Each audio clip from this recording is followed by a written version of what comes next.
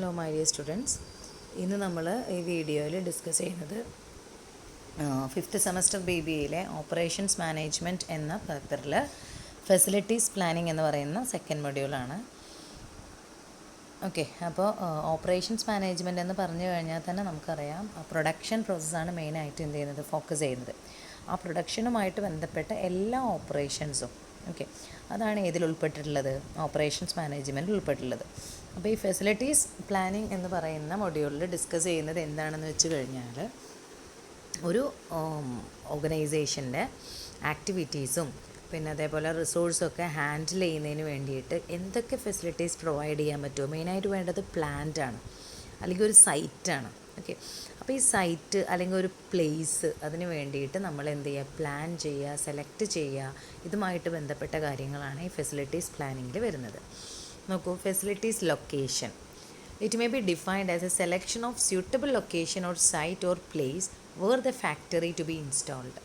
Okay, നമുക്കറിയാം production process നടത്തുന്നതിന് വേണ്ടിയിട്ട് നമുക്ക് ഫാക്ടറി വേണം. അപ്പോൾ ഈ ഫാക്ടറി ഇൻസ്റ്റാൾ ചെയ്യണമെങ്കിൽ അതിന് സ്യൂട്ടബിൾ ആയിട്ടുള്ളൊരു ലൊക്കേഷൻ വേണം. ഈ ലൊക്കേഷൻ പ്രൊവൈഡ് ചെയ്യുന്നതാണ് ഫെസിലിറ്റീസ് ലൊക്കേഷൻ എന്ന് പറയുന്നത്. ദെൻ പ്ലാന്റ് ലൊക്കേഷൻ എന്ന് പറഞ്ഞു കഴിഞ്ഞാൽ അതിന് സ്യൂട്ടബിൾ ആയിട്ടുള്ള ഒരു ബിസിനസ് അല്ലെങ്കിൽ ഫാക്ടറി സെറ്റപ്പ് ചെയ്യുന്നതിന് വേണ്ടിയിട്ടുള്ള പ്ലാന്റ്, ഒരു പെർട്ടിക്കുലർ സൈറ്റ്, അതിൻ്റെ സെലക്ഷനാണ് പ്ലാന്റ് ലൊക്കേഷൻ എന്ന് പറഞ്ഞു കഴിഞ്ഞാൽ. ഓക്കെ, ഈ ലൊക്കേഷൻ അനാലിസിസ് എന്ന് പറയുന്നത് ഈ രണ്ടും സെലക്ട് ചെയ്യുന്ന അതേ ഒരു എന്ത് ചെയ്യുന്നു, പ്ലേസ് സെലക്ട് ചെയ്യുന്നു. ഓക്കെ, സ്യൂട്ടബിൾ ആയിട്ടുള്ള ഒരു സൈറ്റ് സെലക്ട് ചെയ്യുന്നു. ഇതെല്ലാം കറക്റ്റായിട്ട് ചെയ്യുന്നതാണ് ലൊക്കേഷൻ അനാലിസിസ് എന്ന് പറഞ്ഞു കഴിഞ്ഞാൽ. ആ ഒരു ടെക്നിക്കിനെയാണ് ലൊക്കേഷൻ അനാലിസിസ് എന്ന് പറയുന്നത്. അങ്ങനെ ഓർഗനൈസേഷൻ ആകുമ്പോൾ ഒരുപാട് ആക്ടിവിറ്റീസും ഒരുപാട് റിസോഴ്സൊക്കെ ഉണ്ടാവും. ഈ എല്ലാ റിസോഴ്സസിനും കറക്റ്റ് പ്ലേസ്മെൻറ്റ് കൊടുത്തുകൊണ്ട് ഒപ്റ്റിമൽ പ്ലേസ്മെൻറ്റ് എന്നാണ് പറയുന്നത്. അതായത് നമുക്ക് അവൈലബിൾ ആയിട്ടുള്ള സൈറ്റിനെ മാക്സിമം യൂട്ടിലൈസ് ചെയ്തുകൊണ്ട് എല്ലാത്തെയും പ്ലേസ് ചെയ്യുന്നതിനെയാണ് ആ ഒരു ടെക്നിക്കാണ് ലൊക്കേഷൻ അനാലിസിസ് എന്ന് പറയുന്നത്. നെക്സ്റ്റ്, നമ്മളൊരു പ്ലാന്റ് സെലക്ട് ചെയ്യുമ്പോൾ അല്ലെങ്കിൽ ലൊക്കേഷൻ സെലക്ട് ചെയ്യുമ്പോൾ എന്തൊക്കെ ഫാക്ടേഴ്സ് അതിനെ ഇൻഫ്ലുവൻസ് ചെയ്യും, അല്ലെങ്കിൽ എന്തൊക്കെ ഫാക്ടേഴ്സ് നമ്മൾ കൺസിഡർ ചെയ്യണം ഈ ഒരു പ്ലാന്റ് സെലക്ട് ചെയ്യുമ്പോൾ. First one, nearness to raw material, അല്ലേ? റോ മെറ്റീരിയലിൻ്റെ അടുത്തായിരിക്കുന്നതാണ് ഏറ്റവും better. Then transport facilities available ആയിരിക്കണം, മാർക്കറ്റിന് അടുത്തായിരിക്കണം, ലേബേഴ്സിന് അവൈലബിൾ ആവണം, അവർക്ക് എത്തിപ്പെടാൻ പറ്റണം, അല്ലേ? Then availability of fuel and power available ആവണം, availability of water, climate conditions, financial, അതായത് നമ്മുടെ ബിസിനസ് എന്താണോ അതിന് സ്യൂട്ടബിൾ ആയിട്ടുള്ള ക്ലൈമറ്റുള്ള ലൊക്കേഷൻ ആയിരിക്കണം നമ്മൾ എന്ത് ചെയ്യേണ്ടത്, സെലക്ട് ചെയ്യേണ്ടത്. ലാൻഡ് ആയാലും കമ്മ്യൂണിറ്റി ആറ്റിറ്റ്യൂഡ് ആയാലും എന്തിനും ഇങ്ങനെ റെസിസ്റ്റ് ചെയ്യുന്ന കമ്മ്യൂണിറ്റി ഉള്ള ഭാഗത്ത് നമുക്ക് എന്ത് ചെയ്യാൻ പറ്റില്ല, ഒരു ഫാക്ടറി തുടങ്ങാൻ പറ്റില്ല. അവരുടെയും കൂടി ആക്സെപ്റ്റൻസ് കിട്ടിയാൽ മാത്രമാണ്, കൺസെൻറ്റ് കിട്ടിയാൽ മാത്രമാണ് എന്ത് ചെയ്യാൻ പറ്റുള്ളൂ, ഒരു ഫാക്ടറി അവിടെ തുടങ്ങാൻ പറ്റുള്ളൂ. അപ്പോൾ അങ്ങനെയെല്ലാം നോക്കിയിട്ട് സെക്യൂരിറ്റീസ്, ഹൗസിംഗ് ഫെസിലിറ്റീസ്, പിന്നെ ഗവൺമെൻറ്റിൻ്റെ പോളിസി, ഈ എല്ലാ കാര്യങ്ങളും, വേസ്റ്റ് ഡിസ്പോസൽ, ടോപ്പോഗ്രഫി, ഈ എല്ലാ കാര്യങ്ങളും നോക്കിയിട്ടാണ് നമ്മൾ എന്ത് ചെയ്യേണ്ടത്, ഒരു പ്ലാന്റ് അല്ലെങ്കിൽ ഒരു ലൊക്കേഷൻ നമ്മൾ എന്ത് ചെയ്യേണ്ടത്, സെലക്ട് ചെയ്യേണ്ടത്. Then next, product design. ഒരു പ്രൊഡക്റ്റ് ഡിസൈൻ ചെയ്യുക, അല്ലേ? പേരിൽ തന്നെ ഉണ്ട് ഡിസൈനിങ് എ പ്രൊഡക്റ്റ് ഡിസൈൻ ചെയ്യുക എന്ന് പറഞ്ഞാൽ പ്രൊഡക്റ്റ് ഡിസൈൻ ചെയ്യുക എന്നുള്ളതാണ് അർത്ഥം. Conversion of ideas into reality, അതാണ് സിമ്പിളായിട്ട് നമുക്ക് പറയുകയാണെങ്കിൽ നമ്മുടെ മൈൻഡിലുള്ളൊരു ഐഡിയയെ നമ്മൾ റിയാലിറ്റിയിലേക്ക് കൊണ്ടുവരുന്നതാണ് പ്രൊഡക്റ്റ് ഡിസൈൻ എന്ന് പറയുന്നത്. ഓക്കെ, അപ്പോൾ ഇതിന് വേണ്ടിയിട്ട് നമുക്ക് ഇതേപോലെ ഒരുപാട് ഫാക്ടേഴ്സ് എന്ത് ചെയ്യാനുണ്ടാവും, നമ്മുടെ കോമ്പറ്റീറ്റേഴ്സ് എന്താണ്, പിന്നെ മാർക്കറ്റിൻ്റെ ട്രെൻഡ് എന്താണ്, ഓക്കെ, ഇപ്പം കസ്റ്റമേഴ്സിൻ്റെ നീഡ്, വോൺസ്, ഇതെല്ലാം നോക്കിയിട്ടായിരിക്കണം നമ്മളൊരു പ്രൊഡക്റ്റ് ഡിസൈൻ ചെയ്യേണ്ടത്. പ്രോസസ്സ് ഡിസൈൻ, അതെ, ഈ പ്രൊഡക്റ്റ് നമ്മൾ പ്രൊഡ്യൂസ് ചെയ്യുന്നതിന് വേണ്ടിയിട്ട് എന്തൊക്കെ പ്രോസസ്സ് നമ്മൾക്ക് ഉപയോഗിക്കാൻ പറ്റുമോ, ഏറ്റവും ചീപ്പ് ആൻഡ് പെട്ടെന്ന് ചെയ്യാൻ പറ്റുന്ന, അല്ലേ, time consuming less time consuming ആയിട്ടുള്ള പ്രോസസ്സ്, ചീപ്പസ്റ്റ് കോസ്റ്റ് ചെയ്യാൻ പറ്റുന്ന പ്രോസസ്സും എന്ത് ചെയ്യുക, ഡിസൈൻ ചെയ്യുക. Next, plant layout. അതായത് പ്രൊഡക്ഷൻ ഫെസിലിറ്റീസിൻ്റെ ഫിസിക്കൽ അറേഞ്ച്മെൻറ്റിനെയാണ് എന്തെന്ന് പറയുന്നത്, പ്ലാന്റ് ലേഔട്ട് എന്ന് പറയുന്നത്. അതിലൊരുപാട് ഡിപ്പാർട്ട്മെൻറ്റ്സുകൾ വേണം, അല്ലെ, വർക്ക് സെൻറ്ററുകൾ വേണം, അതിന് വേണ്ടുന്ന എക്യുപ്മെൻറ്റുകൾ വേണം. ഇതെല്ലാം കറക്റ്റായിട്ട് അറേഞ്ച് ചെയ്യുന്നതിനാണ് പ്ലാന്റ് ലേഔട്ട് എന്ന് പറയുന്നത്. ലേഔട്ട് എന്ന് പറഞ്ഞാൽ തന്നെ നമുക്കറിയാം ഒരു ബ്ലൂ പ്രിൻ്റാണ്. അപ്പോൾ പ്ലാന്റ് ലേഔട്ട് എന്ന് പറയുന്നത് it's a physical arrangement of production facilities. ഇനി എന്തിനാണ് നമ്മളിങ്ങനെ പ്ലാന്റ് ലേഔട്ട് നടത്തുന്നത്? മുൻകൂട്ടിയിട്ട് നമ്മൾ physical arrangement of equipments work എന്നൊക്കെ പറഞ്ഞല്ലോ, അത് എന്തിനു വേണ്ടിയിട്ടാണ് ചെയ്യുന്നത് നമുക്കറിയാം അല്ലേ. എല്ലാ കാര്യങ്ങളും ഒരു സ്മൂത്തായിട്ട് റൺ ചെയ്യുന്നതിന് വേണ്ടിയിട്ടാണ് മെയിനായിട്ട് പ്ലാൻ ലേഔട്ട് നടത്തുന്നത്. മാനുഫാക്ചറിങ് പ്രോസസ്സുകൾ ഫെസിലിറ്റേറ്റ് ചെയ്യാൻ വേണ്ടിയിട്ട്, പിന്നെ ഇൻവെൻട്രിയിൽ എന്ത് ചെയ്യാൻ ഹൈ ടേൺ ഓവർ ഉണ്ടാക്കാൻ വേണ്ടിയിട്ട്, പിന്നെ മെറ്റീരിയൽ ഹാൻഡ്ലിങ് കോസ്റ്റൊക്കെ എന്ത് ചെയ്യുക മിനിമൈസ് ചെയ്യുന്നതിന് വേണ്ടിയിട്ട്, ഓവറോൾ പ്രൊഡക്ഷൻ ടൈം മിനിമൈസ് ചെയ്യുക. നമ്മൾ പ്ലാൻ ചെയ്ത് കഴിഞ്ഞ് കഴിഞ്ഞാൽ ഒക്കെ ആ ഒരു പ്ലാനിനനുസരിച്ച് നടക്കുകയാണെന്നുണ്ടെങ്കിൽ നമ്മൾ പ്ലാൻ ചെയ്ത ടൈം മാത്രമേ നമുക്ക് എന്തേ ഉള്ളൂ ചിലവാകുന്നുള്ളൂ. ഓക്കെ, നെക്സ്റ്റ് അതേപോലെ തന്നെ എക്യുപ്മെൻറ്റിൽ ഇൻവെസ്റ്റ് ചെയ്യുന്നതൊക്കെ മിനിമൈസ് ചെയ്യാൻ പറ്റും. ഇതിന് ഓർഗനൈസേഷൻ സ്ട്രക്ചർ പ്രൊവൈഡ് ചെയ്യാൻ പറ്റും. പിന്നെ ക്യൂബിക് സ്പേസ് പോലുള്ള ഓരോ സ്പേസിൻ്റെയും എഫക്റ്റീവ് യൂട്ടിലൈസേഷനാണ്. അത് ഇന്ന സാധനം ഇന്നടത്തിരിക്കണം, അങ്ങനെ ഒരു കറക്റ്റ് പ്ലാനിങ് ഉണ്ട് എന്നുണ്ടെങ്കിൽ, കറക്റ്റായിട്ട് ലേ ഔട്ട് നമ്മുടെ കയ്യിലുണ്ട് എന്നുണ്ടെങ്കിൽ നമുക്ക് എല്ലാ സ്പേസും എന്ത് ചെയ്യാൻ പറ്റും, യൂട്ടിലൈസ് ചെയ്യാൻ പറ്റും. Next principles of plan layout. Principle of integration, integrate ചെയ്യാന്ന് വെച്ച് കഴിഞ്ഞാൽ ഒരുമിച്ച് കൂട്ടുക എന്നർത്ഥം, അസംബിൾ ചെയ്യുക. പിന്നെ principle of minimum distance, then principle of cubic space utilisation, principle of flow, അതായത് ഫ്ലോ എന്ന് പറഞ്ഞു കഴിഞ്ഞാൽ കറക്റ്റായിട്ടില്ല, അതിലൊരു ഇൻ്റർവീനിയൻസും ഇല്ല, അത് ഒബ്സ്റ്റക്കിൾസും ഇല്ല, അത് കറക്റ്റായിട്ട് എന്ത് ചെയ്യാൻ പറ്റും. Then principle of maximum flexibility, principle of safety, security, satisfaction, principle of minimum handling. അപ്പോൾ ഇത്രയാണ് പ്ലാൻ ലേ ഔട്ടിൻ്റെ പ്രിൻസിപ്പിൾസ് എന്ന് പറയുന്നത്. അതിൽ ഓരോ പ്രിൻസിപ്പിൾസും അതിൻ്റെ പേരിൽ തന്നെ എന്താണ് വ്യക്തമാണ്. ഇൻറ്റഗ്രേറ്റ് ചെയ്യുക എന്ന് പറഞ്ഞു കഴിഞ്ഞാൽ മാക്സിമം അസംബിൾ ചെയ്യുക, കാര്യങ്ങൾ നല്ല രീതിയിൽ അസംബിൾ ചെയ്യാൻ പറ്റും. മിനിമം ഡിസ്റ്റൻസ് ആണ് അത് ഓരോ കാര്യത്തേക്കും അല്ലേ. അപ്പോൾ എന്താണ് പർച്ചേസ് ഡിപ്പാർട്ട്മെൻറ്റും പ്രൊഡക്ഷൻ ഡിപ്പാർട്ട്മെൻറ്റും തമ്മിൽ വലിയ ദൂരം ഉണ്ടാവില്ല, കാര്യങ്ങൾ പെട്ടെന്ന് അങ്ങോട്ട് എത്തുന്നതിന് വേണ്ടിയിട്ട് അല്ലേ. ഓരോ കാര്യങ്ങളും കറക്റ്റായിട്ട് എന്ത് ചെയ്യാൻ പറ്റും, സെറ്റ് ചെയ്യുന്നതിന് ലേ ഔട്ട് എന്ത് ചെയ്യുന്നുണ്ട്, സഹായിക്കുന്നുണ്ട്. പിന്നെ ക്യൂബിക് സ്പേസ് യൂട്ടിലൈസേഷൻ, ഓരോ സ്പേസ് പോലും നമുക്ക് കറക്റ്റായിട്ട് ഓരോന്നിനും എന്താണെന്ന് പ്ലാൻ ചെയ്ത് വെച്ച് കഴിഞ്ഞാൽ അതെല്ലാം നമുക്ക് എഫക്റ്റീവായിട്ട് യൂട്ടിലൈസ് ചെയ്യാം.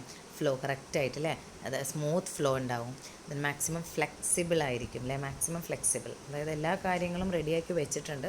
പക്ഷേ നമുക്കറിയാം നമ്മൾ ഭയങ്കര പെർ സെക്കൻഡിൽ പെർ മിനിറ്റിൽ ചേഞ്ച് ചെയ്യുന്ന വേൾഡിലുള്ള, അപ്പോൾ എന്തെങ്കിലും ചെറിയൊരു മാറ്റങ്ങൾ വരുന്നാൽ അതിനനുസരിച്ച് പെട്ടെന്ന് തന്നെ പ്ലാനിങ്ങിലെല്ലാം മാറ്റം വരുത്താനും ഏതിന് പറ്റണം, പ്ലാൻ ലേഔട്ടിന് പറ്റണം.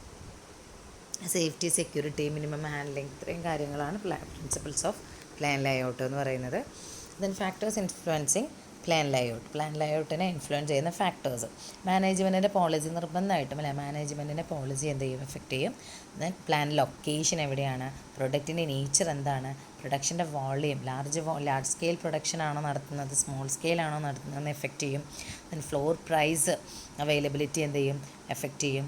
ദെൻ മാനുഫാക്ചറിങ് പ്രോസസ്സ്, എങ്ങനത്തെ മാനുഫാക്ചറിങ് പ്രോസസ്സാണ് അല്ലേ. മാനുഫാക്ചറിങ് പ്രോസസ്സ് നമുക്കറിയാം പലതരത്തിലുള്ള മാനുഫാക്ചറിങ് പ്രോസസ്സ് ഉണ്ട്. അപ്പോൾ അതിൽ ഓരോന്നിനും ഓരോ തരത്തിലാണ് എന്ത് ചെയ്യുന്നത്, ലേ ഔട്ട് ഉണ്ടാവുക.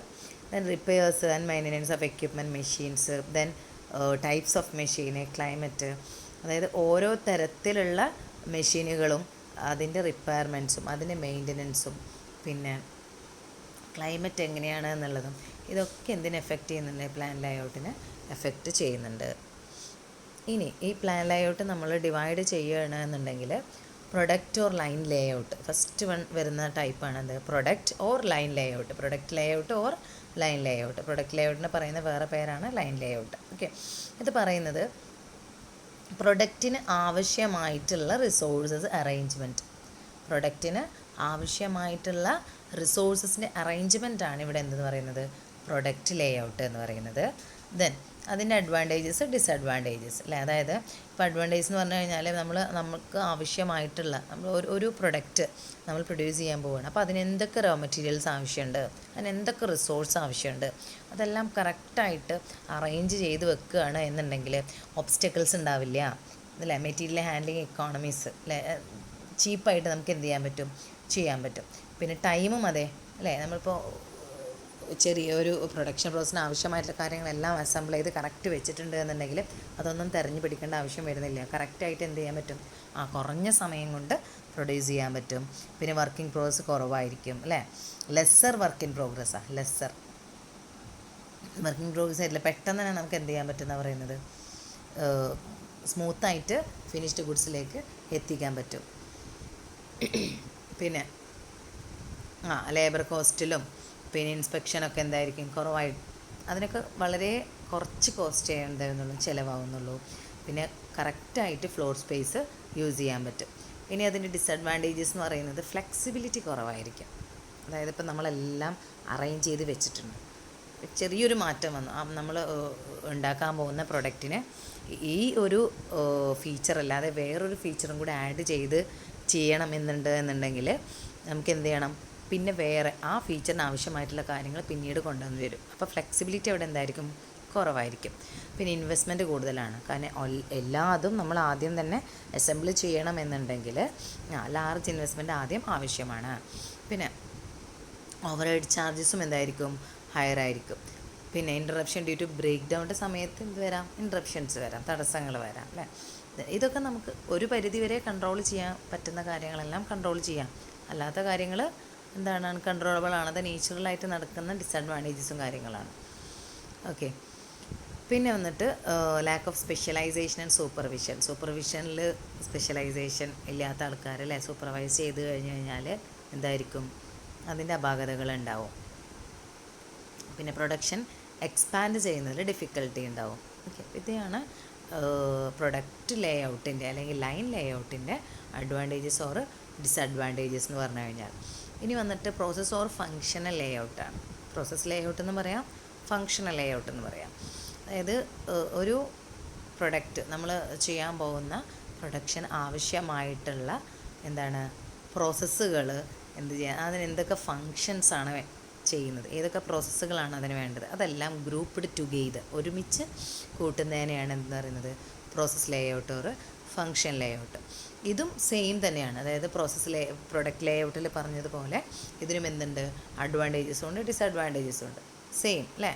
അതായത് എല്ലാ മെഷീൻസിൻ്റെയും മാക്സിമം യൂട്ടിലൈസേഷൻ, എക്സ്പാൻഷൻ സ്കോപ്പ് ഉണ്ട്, ഫ്ലെക്സിബിലിറ്റി ഉണ്ട്, സ്പെഷ്യലൈസേഷൻ ഉണ്ട്. പിന്നെന്താണ്, ലെസ്സർ വർക്ക് സ്റ്റോപ്പേജ് ആണ്, മോർ എഫക്റ്റീവ് സൂപ്പർവിഷനാണ്. ഇത്രയും കാര്യങ്ങൾ അതിൻ്റെ അഡ്വാൻറ്റേജസ് ആയിട്ട് പറയുമ്പോൾ എന്താണ്, ഒരുപാട് ഏരിയാസ് എന്ത് ചെയ്യേണ്ടി വരും, കവർ ചെയ്യേണ്ടി വരും. അതായത് ഒരു പ്രൊഡക്റ്റ് പ്രൊഡ്യൂസ് ചെയ്യുന്നതിന് ആവശ്യമായിട്ടുള്ള പ്രോസസ്സുകളെല്ലാം ഒരുമിച്ച് കൂട്ടുമ്പോൾ എന്താണ്, ഫ്ലോർ ഏരിയ ഒരുപാട് യൂട്ടിലൈസ് ചെയ്യേണ്ടി വരും. മെറ്റീരിയൽ ഹാൻഡ്ലിംഗ് കോസ്റ്റ് കൂടുതലാണ്, ലേബർ കോസ്റ്റ് കൂടുതലാണ്, പ്രൊഡക്ഷൻ ടൈം കൂടുതലായിരിക്കും. ഓക്കെ. ഇൻസ്പെക്ഷൻ കോസ്റ്റ് കൂടുതലാണ്. പിന്നെ പ്രൊഡക്ഷൻ പ്ലാനിങ്ങിലും കൺട്രോളിലും ചെറിയ ഡിഫിക്കൽട്ടീസ് ഉണ്ടാവാനുള്ള സാധ്യതയും ഉണ്ട്.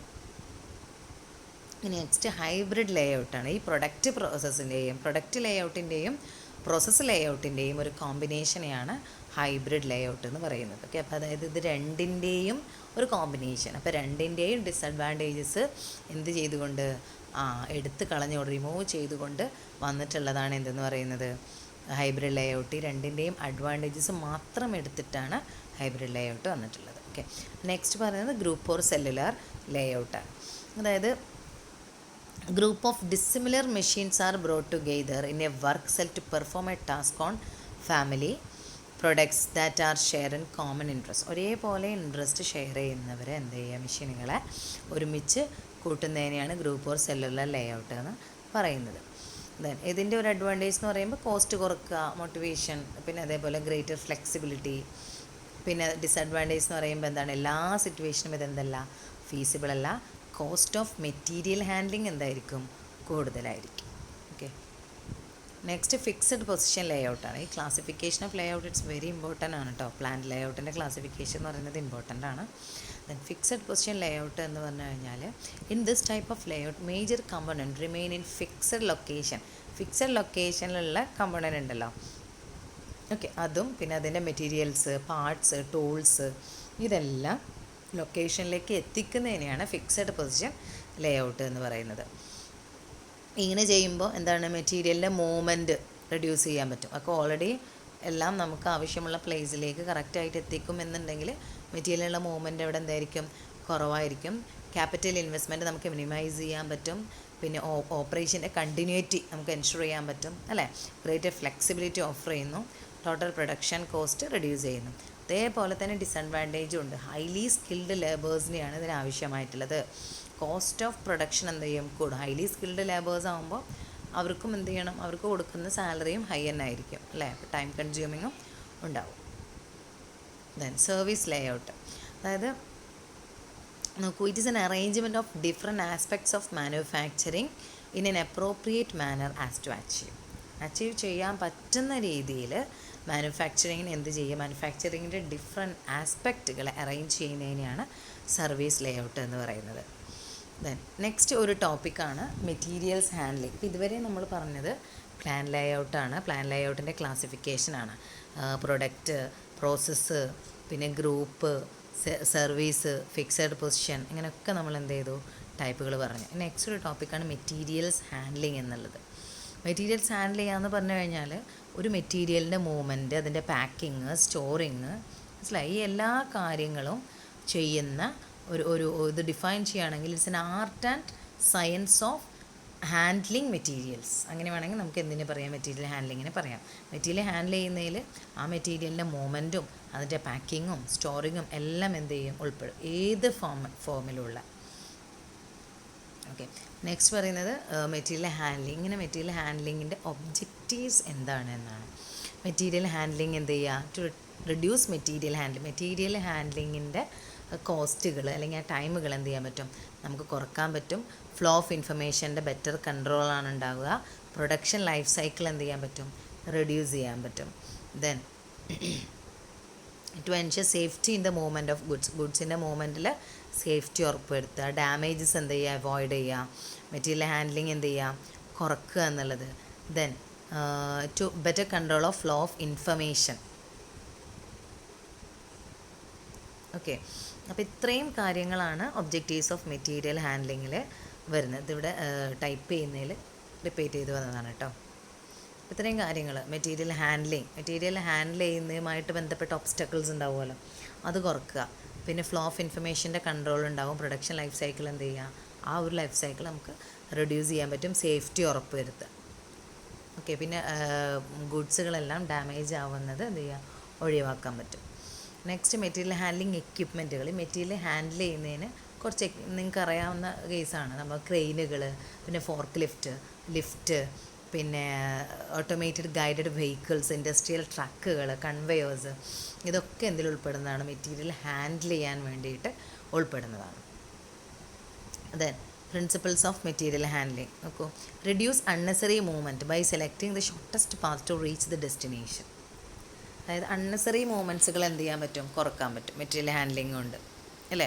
അതായത് ഡെസ്റ്റിനേഷനിലേക്ക് എത്താൻ വേണ്ടിയിട്ട് ഏറ്റവും ഷോർട്ടസ്റ്റ് പാത്താണ് എന്ത് ചെയ്യുക, സെലക്ട് ചെയ്യുക. അതുവഴി അൺനെസറി മൂവ്മെൻറ്റുകൾ റെഡ്യൂസ് ചെയ്യാം. ഓക്കെ, പിന്നെ എന്തെങ്കിലും കൺജഷൻസ്, തടസ്സങ്ങളുണ്ട് എന്നുണ്ടെങ്കിൽ അത് ഒഴിവാക്കാൻ പറ്റും. പിന്നെ സയൻറ്റിഫിക് ഫാക്ടറി ലേഔട്ട് ഉപയോഗിക്കൊണ്ടുന്നത് തന്നെ എന്താണ്, ഓവറോൾ ആയിട്ടുള്ള മെറ്റീരിയൽ മൂവ്മെൻറ്റുകൾ മിനിമൈസ് ചെയ്യാൻ പറ്റും.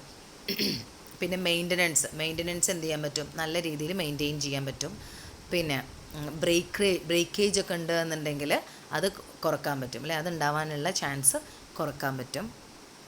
പിന്നെ മെറ്റീരിയൽ ട്രാൻസ്പോർട്ട് ചെയ്യാൻ പറ്റും, നല്ല ബെറ്ററായിട്ട് ട്രാൻസ്പോർട്ട് ചെയ്യാൻ പറ്റും. നല്ല രീതിയിൽ എന്ത് ചെയ്യാൻ പറ്റും, മെഷീനുകളെ നമ്മൾ കൂടുതൽ ഡിപ്പെൻഡ് ചെയ്യുന്നുണ്ട് കൊണ്ട് തന്നെ ഹ്യൂമൻ ലേബേഴ്സിന് ഈ കാര്യത്തിൽ ഡിപ്പെൻഡൻസി കുറക്കാൻ പറ്റും. ഓക്കെ, ഒരു പരിധി വരെയാണ് ഹ്യൂമൻസിന് എടുത്ത് കൊണ്ടുപോകാൻ പറ്റുന്നതിനേക്കാട്ടിലും കൂടുതൽ മെഷീനുകൾ ഉപയോഗിച്ചിട്ട് ലിഫ്റ്റ് ചെയ്യാൻ പറ്റും. അപ്പോൾ നല്ല രീതിയിൽ മെറ്റീരിയൽ ഹാൻഡ്ലിങ് എക്യുപ്മെൻറ്റ്സുകൾ ഉപയോഗിച്ച് കഴിഞ്ഞാൽ അത് നല്ല രീതിയിൽ പ്ലാൻ ചെയ്യുകയാണെന്നുണ്ടെങ്കിൽ ഈ പറയപ്പെടുന്ന മെയിനായിട്ട് നോക്കുന്നത് ടൈം നമുക്ക് സേവ് ചെയ്യാൻ പറ്റും. പിന്നെ ഈ റിസോഴ്സസുകളെല്ലാം അല്ലെങ്കിൽ മെറ്റീരിയൽസ് എല്ലാം ബ്രേക്കേജ് ഒന്നും ഇല്ലാവാതെ പിന്നെ ഡാമേജ് ഒന്നും ആവാതെ കറക്റ്റായിട്ട് എന്ത് ചെയ്യാൻ പറ്റും, ആ ഡെസ്റ്റിനേഷനിലേക്ക് എത്തിക്കാൻ പറ്റുമെന്നുള്ളതാണ്.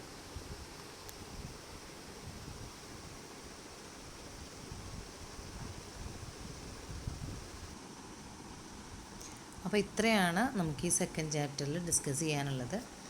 ഓക്കെ, അപ്പോൾ മെയിനായിട്ട് ഫെസിലിറ്റീസ്, ഒരു പ്ലാന്റ് നമ്മൾ എന്ത് ചെയ്യുക, പ്രൊവൈഡ് ചെയ്യുമ്പോൾ പ്ലാന്റ് നമ്മൾ ചൂസ് ചെയ്യുമ്പോൾ ശ്രദ്ധിക്കേണ്ടുന്ന കാര്യം, ഓക്കെ, അതിൻ്റെ അലൈൻമെൻറ്റുകൾ, അതിൽ വരുന്ന ക്ലാസിഫിക്കേഷൻസുകൾ, പിന്നെ മെറ്റീരിയൽ ഹാൻഡ്ലിംഗ് എന്ന് പറയുന്ന ഒരു ടോപ്പിക്കും മെറ്റീരിയൽ ഹാൻഡ്ലിംഗ് എക്യുപ്മെൻറ്റുകൾ, ഇത്രയാണ് ഫെസിലിറ്റീസ് പ്ലാനിങ് എന്ന് പറയുന്ന ഈ ഒരു മൊഡ്യൂളിൽ നമുക്ക് ഡിസ്കസ് ചെയ്യാനുള്ളത്. Okay, thank you.